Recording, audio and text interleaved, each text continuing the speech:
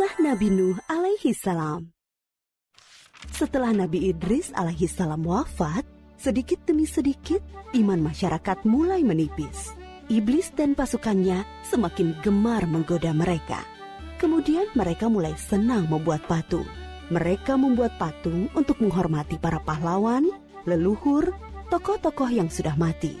Patung-patung itu diberi nama sesuai nama para tokoh itu. Dari sekedar penghormatan, lama-kelamaan mereka mulai menyembah patung-patung itu. Mereka percaya bahwa patung-patung itu mempunyai kehebatan dan kekuatan yang bisa melindungi dan menentukan nasib mereka. Di antara patung-patung yang disembah itu, ada 5 yang paling mereka agungkan, yaitu Wa'ad, Suwa, Yahud, Yauk, dan Nasr. Inilah asal mulanya manusia menyembah patung dan berhala. Tentu saja, ini semua hasil pekerjaan iblis dan pasukannya yang berusaha sekuat tenaga menyesatkan manusia agar tidak menyembah Allah dan masuk neraka bersama mereka. Allah tidak membiarkan manusia tersesat semuanya tanpa petunjuk. Maka Allah memilih Nuh alaihi salam untuk mengingatkan kaumnya agar mereka meninggalkan penyembahan dan berhala dan kembali menyembah Allah Subhanahu wa ta'ala. Siapakah Nuh alaihi salam? Nuh adalah cucu dari Nabi Idris. Fisiknya kuat, terbukti dari umurnya yang sangat panjang, sekitar 1000 tahun. Hatinya mulia dan sabar luar biasa. Pikirannya juga sangat cerdas, rendah hati, soleh, dan taat kepada Allah. Nabi Nuh adalah Rasul Allah Subhanahu wa ta'ala yang pertama. Sebelumnya, Allah hanya mengangkat nabi-nabi saja. Mulailah Nabi Nuh berdakwah kepada kaumnya. Nabi Nuh mengajak mereka untuk memohon ampun atas dosa-dosa mereka dan kembali menyembah Allah agar tidak terkena azab dari Allah. Sangat tekun Nabi Nuh mengajak kaumnya dengan berbagai cara, dengan terang-terangan di hadapan banyak orang, dengan diam-diam mendatangi seorang demi seorang. Berulang-ulang, siang dan malam, selama kurang lebih 950 tahun lamanya. Tetapi sedikit sekali yang mengikuti seruan Nabi Nuh. Kebanyakan dari pengikutnya ini adalah orang miskin dan pekerja kasar. Jumlahnya sekitar 80 orang. Yakni sebagian besar kaumnya tidak mau mengikuti ajaran Nabi Nuh. Mereka bersikap angkuh dan sombong dengan menutup rapat-rapat telinga mereka jika Nabi Nuh mulai berbicara untuk mendakwahi mereka. Bahkan mereka menantang Nabi Nuh agar mendatangkan azab yang diancamkan oleh Allah Subhanahu wa ta'ala. Nuh, sudahlah, berhenti bicara. Percuma, kami tidak akan percaya. Sekarang begini saja, datangkan azab itu pada kami jika kau memang benar. Kami yakin tidak akan ada azab yang menimpa kami karena kelakuan kami. Kau hanya berdusta. Nabi Nuh mengadu kepada Allah tentang pembangkangan kaumnya yang terlaluan.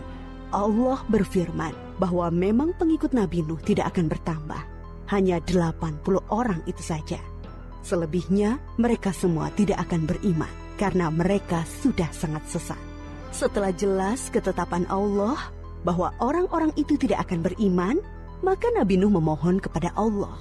Tuhanku, musnahkanlah seluruh orang durhaka itu dari muka bumi. Mereka hanya membuat kerusakan dan melahirkan anak-anak yang durhaka. Kemudian Allah memerintahkan Nabi Nuh untuk membuat kapal yang besar. Pada masa itu ilmu perkapalan belum berkembang dengan baik. Allah mengajarkan ilmu itu kepada Nabi Nuh. Maka Nabi Nuh bersama pengikutnya membuat kapal besar terbuat dari kayu.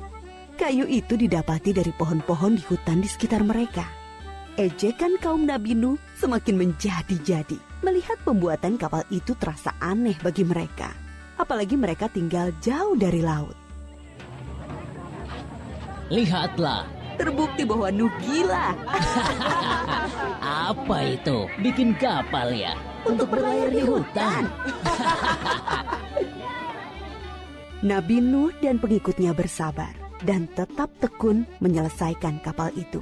Akhirnya kapal besar itu selesai. Inilah kapal besar pertama yang dibuat oleh manusia. Kemudian Allah memerintahkan untuk mengumpulkan binatang-binatang sepasang-sepasang, jantan dan betina. Semua diangkut ke dalam kapal bersama orang-orang beriman. Semua keluarga Nabi Nuh, termasuk yang diangkut ke dalam kapal, kecuali istri dan salah satu anaknya, Kan'an. Mereka tidak mau masuk ke dalam kapal. Mereka tidak beriman dan termasuk orang durhaka. Sementara itu, langit menjadi gelap. Angin bertiup kencang, petir menggelegar. Hujan turun sangat lebat. Dari dalam tanah memancar air yang semakin deras. Juga dari dalam rumah-rumah penduduk, dari dapur-dapur mereka. Dengan cepat, air membanjiri bumi. Makin lama makin tinggi, menenggelamkan rumah, pohon-pohon, dan tentu saja orang-orang di luar kapal Nabi Nuh. Ketika Nabi Nuh melihat sekelilingnya dari atas, tampak putranya, Kan'an, sedang menyelamatkan diri dari banjir. Karena kasih sayangnya kepada anaknya, Nabi Nuh berseru, Anakku sayang, masuklah ke dalam kapal ini. Tidak ada yang bisa selamat dari azab ini kecuali yang berada di dalam kapal. Tidak, ayah. Aku akan memanjat bukit yang tinggi. Pasti aku akan selamat. Tiba-tiba datang gelombang besar dan Kan'an tidak terlihat lagi. Dia termasuk yang dibinasakan. Nabi Nuh sangat sedih, tetapi beliau menerima keputusan Allah. Di dalam kapal, Nabi Nuh bertasbih, memohon ampun dan berdoa tidak henti-hentinya bersama orang-orang beriman. Setelah beberapa hari, Allah memerintahkan bumi untuk menelan banjir itu. Hujan berhenti, air pun surut masuk ke dalam tanah. Kapal pun berlabuh di daratan lagi. Orang-orang beriman keluar dari kapal dengan tetap bertasbih. Syukur yang tiada terkira. Mereka memulai hidup baru tanpa gangguan orang-orang kafir yang sudah tenggelam, dibinasakan Allah karena kesesatan mereka. Kisah Nabi Nuh memberikan kita pelajaran bahwa durhaka kepada Allah dan tidak patuh kepada Rasul utusannya membuat manusia ditimpa azab di dunia ini maupun di akhirat.